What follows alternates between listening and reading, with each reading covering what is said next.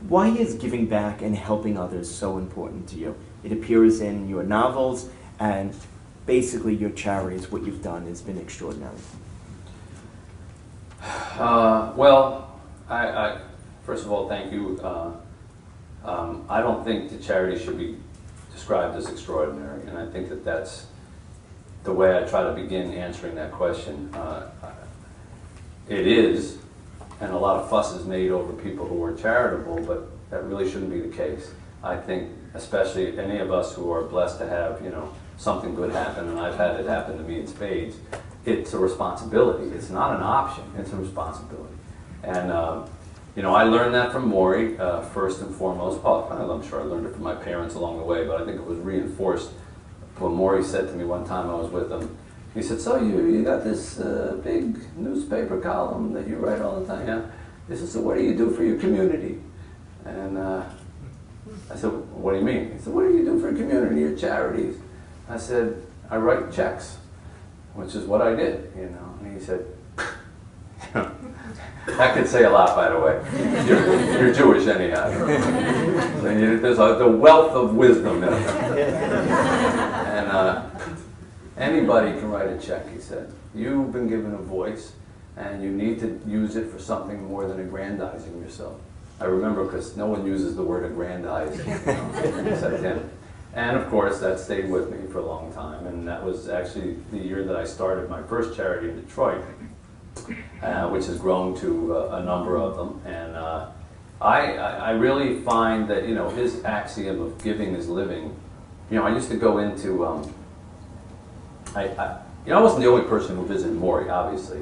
People came on other days. They kind of left Tuesdays alone for us, but once in a while, people would come on Tuesdays. And I began to notice a pattern of people who came to visit Maury.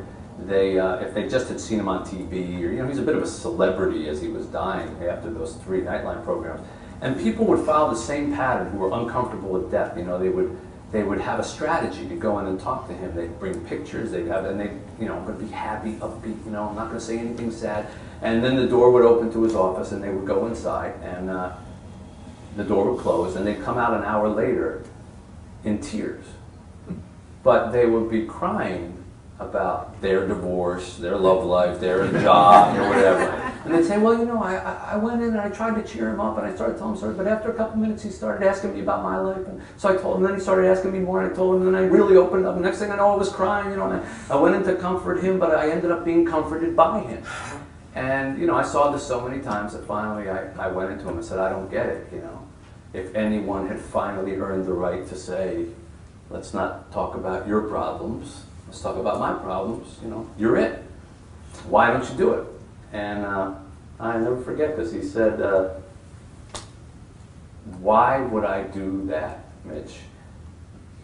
That's just taking from people. And taking from people makes me feel like I'm dying. Giving makes me feel like I'm living. And of course, I always tell people, it's a profound little sentence. And it also rhymes, so it's easy to remember.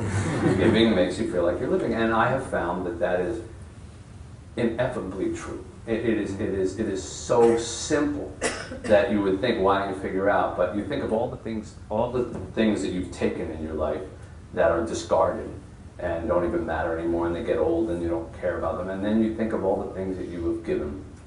There's a little girl right here who's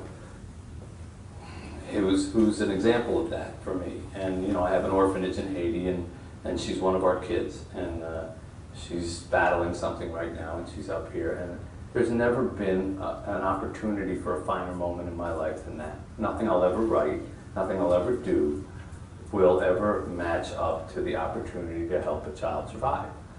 How do you ignore that? It's so obvious once you go through it. So, like I say, I just think it's an obligation if you have the opportunity to do it, and that's how I view it.